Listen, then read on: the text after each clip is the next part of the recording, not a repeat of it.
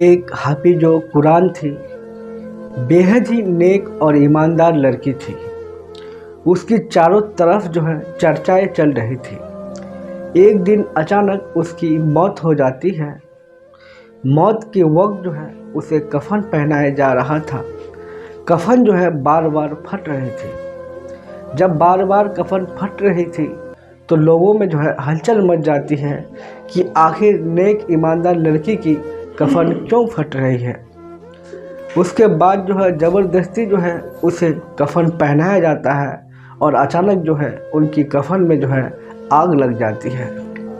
जब उसकी कफन में आग लग जाती है तो इलाके के इमाम साहब आते हैं और आकर उसे देखकर मुस्कुराने लगते हैं।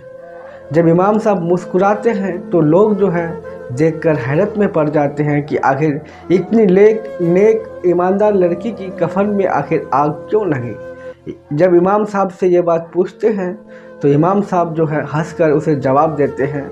ऐसा जवाब देते हैं जो सुनकर आप भी हैरत में पड़ जाएंगे। तो अभी आपको मैं इस वीडियो के माध्यम से बताऊंगा कि आखिर इमाम साहब ने उस लड़की के बारे में क्या कहा है। तो वीडियो को आप लास्ट तक ज़रूर देखने की कोशिश कीजिएगा, क्योंकि ये वाक़या बहुत ही दर्दनाक वाक़या है। बगदाद शहर में एक परिवार था। इस परिवार में दो बहन और एक माँ और एक बाप रहता था।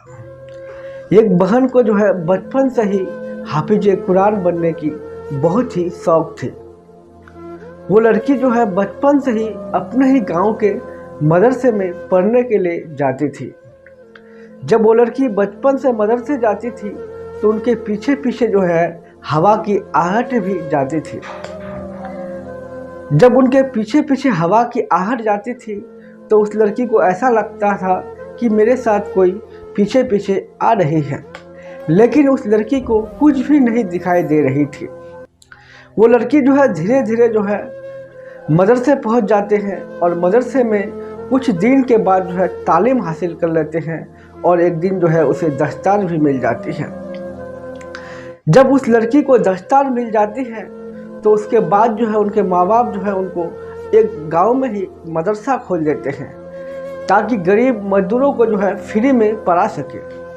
वो लड़की गांव के बच्चों को पढ़ाने लगते हैं।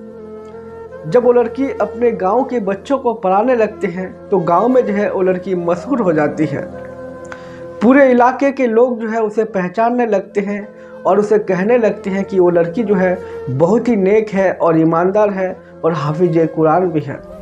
वो लड़की फ्री में गरीबों की लड़का और लड़की को पढ़ा रहे हैं। अल्लाह की उस पर बहुत ही करम है। इसके बाद वो लड़की एक दिन अपने माँ बाप के साथ कहीं और घूमने के लिए जाते हैं और यहाँ पे कुछ दिन गुजारते हैं। जब वो लड़की बाहर घूमने के लिए जाती है तो उनके मदरसे गांव के ही एक आलिमा संभाल रही थी। कुछ दिन बाद वो लड़की लौट कर आती है और आकर फिर से अपने मदरसे में पढ़ाने लगती है। इसी तरह से इस मदरसे से बहुत सारे आलिम और आलिमा निकलती है और उसको बहुत सारे दुआएं देती है। कुछ दिन जब गुजर जाते हैं, गुजरने के बाद लड़की की शादी की उम्र हो जाती है। जब लड़की की शादी की उम्र हो जाती है उसके बाद लड़की के माँ बाप चाहते थे कि उनकी मैं शादी करा दूँ। उनकी माँ बाप उसे एक नेक लड़का देखकर उनके साथ उनका रिश्ता तय कर देते हैं। जब उस लड़की की उनके साथ रिश्ता तय कर देते हैं, कुछ दिन बाद जो बचपन में उनके साथ हवा की आहटें आती थी, वो लड़की एक दिन कहीं और जा रही थी और वो पीछे से आकर खड़े हो जाते हैं।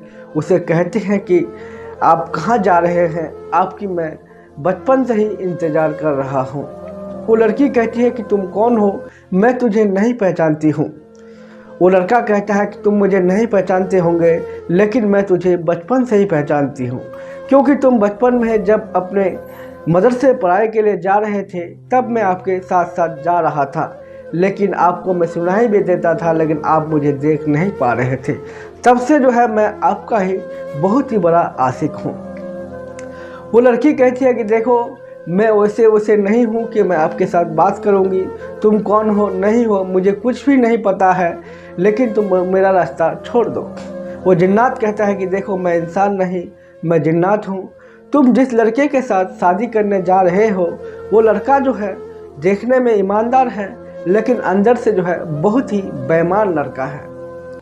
ये बात सुनकर लड़की जो है थोड़ी हैरत में पड़ जाती है और सोचने लगती है कि मेरे माँ बाप तो उनके साथ मेरे रिश्ते तय कर दिए हैं, आखिर मैं उस रिश्ते को कैसे इनकार करूं। उसके बाद वो जिन्नात जो है यहाँ से फिर चले जाते हैं और कुछ दिन गुजर जाते हैं। उनकी शादी जो है नज़दीक आने लगते हैं और धीरे धीरे जो है उनकी शादी का समय भी हो जाता है। जब उस लड़की की शादी हो रही थी उससे 10 दिन पहले जो है एक जलजले आते हैं और जलजले में जो है उनकी घर की जो है छत गिर जाते हैं। उसी घर में जो है वो लड़की बैठी हुई थी और उनके ऊपर जो है छत गिरती है और छत दबने की वजह से जो है इस आलिमा की मौत हो जाती है। जब उस आलिमा की मौत हो जाती है तो लोगों में जो है हरकत मच जाते हैं और पूरे इलाके में खबर हो जाती है कि वो आलिमा जो है उनकी छत गिरने से मौत हो गई है। पूरे इलाके में हलचल मच जाते हैं और जितने भी मदरसे में लड़के लड़कियां थी सारे के सारे लोग जो है रोने लगते हैं, क्योंकि लड़की इतनी ईमानदार थी, इतनी खूबसूरत थी, हर तरफ से जो है हर चीज़ में जो है बहुत ही अच्छी थी। यानी कि जितने भी लोग सुनते थे सारे के सारे लोगों के आंखों से जो है आंसू बह रहे थे। उसके बाद जो है उनको जो है नहलाने के लिए निकाला जाता है और जब निकाला जाता है तो उन्होंने पहले ही वसीयत किया था कि मैं जब दुनिया से रुखसत हो जाऊं तो मेरे जो है चेहरे को कोई भी नहीं देखना चाहिए, मैं दुनिया में रहकर जो है अपना चेहरा किसी को नहीं दिखाई हूँ। दरअसल वो लड़की जो थी दुनिया में रहकर जो है अपना चेहरा किसी को भी नहीं दिखा रही थी। जब भी वो घर से निकलती थी तब भी वो नकाब में निकलती थी, जब भी घर आती थी उसके बाद ही नकाब खुलती थी। उसका वसीयत वही था कि जब भी मुझे नहलाया जाए तो कोई भी बाहरा आदमी मुझे ना देखे, मेरा कोई अपना ही मुझे नहला धुलाकर कफन पहना देना। जब ये बात को पूरे इलाके में रखा जाता है तो इस लायक जो है कोई भी नहीं होती है। उस हाफिज कुरान की जो है एक मौसी थी, उनकी मौसी कहती है कि देखो उस बात से मैं तैयार हूँ, मैं जो है उसे नहलाऊंगी और धुलाऊंगी और मैं कफन पहनाकर तैयार करूँगी। उनकी खाला जो है उसको एक रूम में लेके जाया जाता है और रूम में ले जाने के बाद जो है उसको अच्छे से नहलाया जाता है, धुलाया जाता है। उसके बाद जो है उसे कफन के लिए एक आदमी को बोलते हैं और कफन ला कर देते हैं। जब उसको कफन हाथ में देते हैं तो देखते हैं जो कफन फटी हुई है। जब उनकी खाला कफन को फटी हुई देखती है तो देखने के बाद कहते हैं कि देखो दुनिया वाले इतने गिर चुके हैं कि अब फटे हुए कफन को भी बेच रहे हैं। उसके बाद जो है कफन को वापस करते हैं, फिर से दूसरे कफन को लाया जाता है।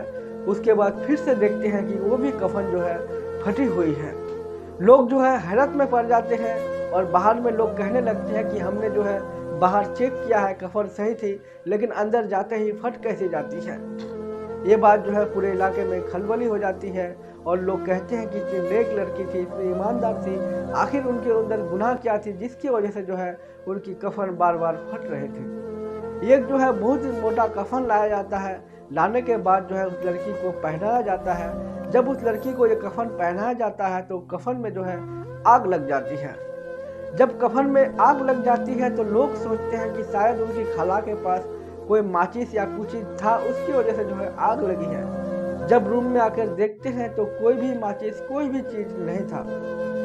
लोग जो है ये बात सुनकर और भी हैरत में आ जाते हैं कि आखिर वजह क्या है। उसके बाद जो है इमाम साहब को बुलाया जाता है। इमाम साहब देखकर जो है मुस्कुरा देते हैं और मुस्कुरा कर कहते हैं कि ठीक है तुम लोग बाहर जाओ और मैं जो हूँ इस लड़की को नहला धुलाकर तैयार कर दूँगी। इमाम साहब जो है उस लड़की को नहला धुलाकर तैयार फिर से करते हैं और उसके बाद जो है उस लड़की को कब्रिस्तान लेके जाया जाता है।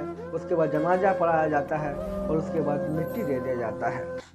इमाम साहब से लोग पूछते हैं कि इमाम साहब आखिर ऐसा क्या वजह था जिसकी वजह से उनकी कफन जो है बार बार फट रही थी और उनकी कफन में आग लग गई थी। आखिर कोई भी मरती है उसकी कोई गुनाह होती है तो कब्र में होती है, लेकिन दुनिया में ही ऐसा क्यों।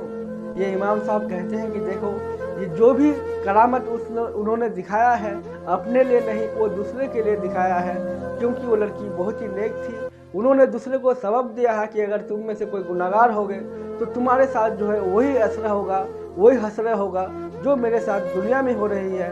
उन्होंने अपने लिए नहीं तुम्हारे लिए वो इबरत के लिए बताया है, ताकि तुम लोग गुनाह करने से बच जाओ और कब्र में तुम्हारी आसानी हो जाए। इमाम साहब की ये बात सुनकर लोग जो है हैरत में पड़ जाते हैं और उसके बाद जो है लोग ईमान लाते हैं और अच्छे से रहने लगते हैं। तो आज के लिए इतना ही, फिर मिलेंगे हम।